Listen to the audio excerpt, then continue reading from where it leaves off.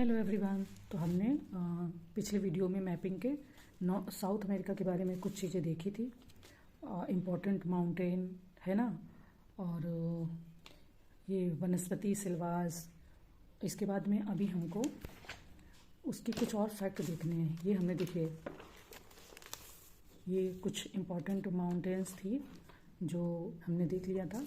इसके बाद में आज हम देख लेते हैं, जैसे गुयाना उच्च भूमि है और पेंटागोनिया का पठार हो गया है ना, पेंटागोनिया का मरुस्थल हो गया। इसके बाद में कुछ इंपॉर्टेंट नदियाँ भी देख लेते हैं। खनिज पदार्थ, लौ अयस्क क्षेत्र, इनको देख लेते हैं। वैसे तो ज़्यादातर लोग क्या बताते हैं कि इंपॉर्टेंट नदियाँ देख लो और माउंटेन्स कुछ देख लो। मैं खनिज भंडार भी पाए जाते हैं। ऐसी मैपिंग की जो हमारी टेस्ट सीरीज चल रही है उसमें आपने देखा होगा कि क्वेश्चन ऐसे बनते हैं। ठीक है, तो चलिए हम यहाँ से देख लेते हैं। पहले आपको पता है कि मैं पहले उसके फैक्ट बताती हूँ, इसके बाद में मैं मैपिंग में आपको जो ये एटलस, स्टूडेंट एटलस है ऑक्सफोर्ड का, इस पे मैं आपको पूरा मैपिंग दिखाती हूँ, वो क्षेत्र दिखाती हूँ ताकि चीज़ें क्लियर रहें। कौन सी चीज़ कहाँ पड़ती है, किस जगह पे ड्रेनेज सिस्टम है नदियों का, मुहाना क्या कहाँ है, मुहाने पे कौन सी इंपॉर्टेंट सिटी सिचुएटेड है ना। तो चलिए वन बाय वन देख लेते हैं। तो हमारा जो पिछले वीडियो में मैंने पेंटागोनिया का पठार बता दिया था, गुयाना उच्च भूमि बता दी थी। हमने ये बात कर ली थी कि लानोस यहाँ यह एक प्रकार की उष्णकटिबंधीय वनस्पति है। इसके बाद में साओ पोलो बंदरगाह पड़ता है जहाँ पर कॉफ़ी का विश्व स्तर पर निर्यात किया जाता है ना। सेंटोस बंदरगाह है, यहाँ से कॉफ़ी का विश्व स्तर पर निर्यात किया जाता है। ओके, अब देख लेते हैं। सबसे इम्पोर्टेंट है अमेजन नदी। यह निकलती कहाँ से, तो यह पेरू के पास एंडीज पर्वत से निकलती है। और इसका ड्रेनेज सिस्टम क्या है कि मतलब कहाँ पर ड्रेन होती है, अपने आप को कहाँ गिरती है, तो अटलांटिक महासागर में गिरती है। तो देखिए इसके मुहाने पर 0 डिग्री अक्षांश विषुवत रेखा काटती है इसके मुहाने को। तो जहाँ से भी 0 डिग्री अक्षांश रेखा गुजरती है, आपको पता है कि वहाँ पर तापमान वर्ष भर हाई रहता है ना।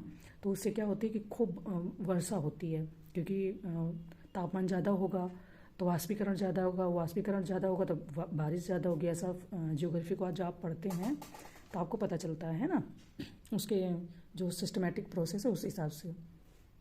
तो देखिए जब ये अमेजन नदी इस तरीके से अटलांटिक महासागर में गिरती है जाकर पेरू के पास एंडीज पर्वत से निकल के, तो इसके क्या बोलते हैं, बाएं साइड से निग्रो नदी और दाएं साइड से मडीरा नदी आकर इसमें मिलती हैं, है ना, अमेजन नदी में। और जिस जगह पर मिलती है उस जगह पे मानौस शहर स्थित है। और ये क्यों फेमस है, मैंने क्यों इस तरीके से मार्क कर दिया, क्योंकि यहाँ पर रबड़ बहुतायत मात्रा में पाई जाती है। रबड़ कहते हैं कि विश्व में जब सबसे पहले रबड़ यहीं पर देखी गई थी, है ना। तो यहाँ पर रबड़ खूब होती है। तो उस रबड़ के पेड़ों को काट के इस अमेजन नदी के द्वारा लाया जाता है, क्योंकि भारी पेड़ होते हैं तो उनका ट्रांसपोर्टेशन महंगा पड़ जाता है, तो इसको लाया जाता है। तो ये मानौस शहर में उसको मतलब प्रोसेस्ड किया जाता है, बनाया जाता है। तो इसलिए ये मानौस शहर प्रसिद्ध है। ठीक है, अभी हम इसको मैप में भी देखेंगे तो ज़्यादा अच्छे से क्लियर होगा। और यहाँ पर पाए जाने वाले जो वन सिल्वास कहते हैं वो रबड़ के उत्पादन में विश्व स्तर पर प्रसिद्ध हैं। अगर कभी भी आएगा कि रबड़ का सबसे ज़्यादा विश्व स्तर पर उत्पादन कहाँ होता है, तो ये आपके मानौस शहर पर, है ना। ठीक है, दूसरी देख लेते हैं मैगडलेना नदी। यह कोलंबिया से बहते हुए कैरिबियन सागर में गिरती है। देखिए सिर्फ निकलती है गिरती है, मैं यही नहीं बता रही हूँ, मैं ये भी बता रही हूँ कि अगर उसके मुहाने पर वहाँ पर कोई शहर है, कोई इंपॉर्टेंट खान है, कोई लौ अयस्क का क्षेत्र है, भंडारण क्षेत्र है, प्रोसेस क्षेत्र, वो भी इम्पोर्टेंट हो जाता है, बन जाता है क्वेश्चन, है ना। तो देखिए अब इस नदी का जो मुहाना है वहाँ खनिज तेल के लिए फेमस है, यह पाया जाता है बहुतायत मात्रा में, है ना। मैगडलेना नदी। ठीक है, इसके बाद में हम आ जाते हैं तीसरी हमारी इंपॉर्टेंट नदी है, ये आपकी है पराना नदी। यह ब्राज़ीलियन उच्च भूमि से निकलकर दक्षिण अटलांटिक महासागर में रियो डी प्लाटा के तट पर गिरती है ना। इसके बाद में आ जाइए कोलोराडो नदी। अब ये नाम आपको याद आ रहा होगा, हमने जब उत्तरी अमेरिका किया था तब भी हमने कोलोराडो नदी के बारे में पढ़ा था। वो उत्तरी अमेरिका की कोलोराडो नदी है और ये दक्षिण अमेरिका पे सिचुएटेड है। तो ये दूसरी कोलोराडो नदी है दक्षिण अमेरिका की, है ना। ये अर्जेंटीना में एंडीज पर्वतीय क्षेत्र से निकलकर अटलांटिक महासागर में बहिया ब्लांका में गिरती है। तो हमने ये 1 2 3 4 और अमेजन 5 नदियाँ पड़ी हैं। अभी हम इनका एटलस में अच्छे से देख लेते हैं क्षेत्र, है ना। तो देखिए ये है पेरू। ये हम पॉलिटिकल में देख रहे हैं क्योंकि इसमें राज्य की सीमा दी होती है, तो उससे थोड़ा सा आइडिया मिल जाता है कि पेरू से निकल रही है, चिली से निकल रही है, इक्वाडोर से निकल रही है ना। तो अमेजन नदी ये पेरू से निकलती है। ये देखिए ये लिखा हुआ है ना, ये अमेजन नदी जाती है, ये देखिए अमेजन। इसके बाद में मैंने बोला था कि बाएं साइड से ये निग्रो नदी आती है ना, जो ये आपकी इस जगह पर है, ये निग्रो नदी है। और ये आपकी आ जाती है मडीरा नदी। मैंने बोला था ना, ये मडीरा नदी और ये निग्रो नदी जिस जगह पर मिलती है ये है मनास शहर, मनास है ना।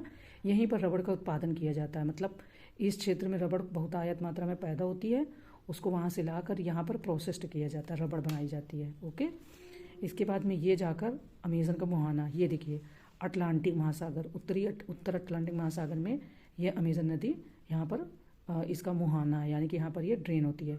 इससे क्या है कि हमें सागरों के बारे में भी आइडिया रहे कि किस तरफ से निकलती है और कहाँ पर इसका डिपोजिशन होता है, तो ऐसे क्लियर रहती है चीज़ें, है ना। आपको देखिए मैंने इसलिए जूम करके दिखा दिया कि इस तरीके से जब आप ये पॉलिटिकल खोलेंगे, पॉलिटिकल में सिर्फ यही फ़ायदा ज़्यादा है कि इससे आपको बाउंड्रीज़ का आइडिया हो जाता है, वरना दिया तो उसमें भी है, तो इससे हमारा कॉन्सेप्ट क्लियर रहता है, कन्फ्यूज़न नहीं रहती। अब हमने दूसरी पढ़ी थी मैगडलेना नदी, है ना, यह कोलंबिया से बहते हुए, तो देखिए आपका है ना, ये देखिए आपकी मैगडलेना नदी बह रही है और ये कैरिबियन सागर में जाकर गिरती है ना। इससे क्या है, देखिए वो गिरती है उत्तर अटलांटिक महासागर में, ये गिरती है, इसका ड्रेन होके ये डिपॉजिट होती है कैरिबियन सागर में। तो इससे कॉन्सेप्ट क्लियर रहता है हमारा, हमने एक बार पढ़ा है, हमें याद हो जाता है, ठीक है। अब यहाँ पर कुछ द्वीप भी पाए जाते हैं, जैसे ये कोकोस द्वीप है कोलंबिया, मालपेलो द्वीप है, ये भी कोलंबिया में ही है। ऐसे पूछ लेते हैं, 2 ये उत्तरी अमेरिका के दे देंगे, 2 आपको दक्षिणी अमेरिका के, और मतलब डायरेक्शन थोड़ी सी आगे पीछे कर देंगे, क्वेश्चन बन जाता है ना। देखिए तीसरी हमारी थी पराना नदी, है ना। तो देखिए ब्राज़ीलियन उच्च भूमि से यहाँ से पराना नदी निकलती, इसमें एक पराग्वे नदी आकर मिलती है, और ये धीरे धीरे ये देखिए रियो डी प्लाटा, यहाँ पर इसका डिपोजिशन होता है, तो ये आपकी दक्षिण अटलांटिक महासागर में आकर गिरती है ना। तो इसका डिपोजिशन रियो डी प्लाटा के पास होता है। ओके, तो देखिए हमारी 4 नदियाँ होंगी। अब कोलोराडो नदी देख लेते हैं। तो कोलोराडो नदी आपकी सबसे दक्षिणतम में बहती है।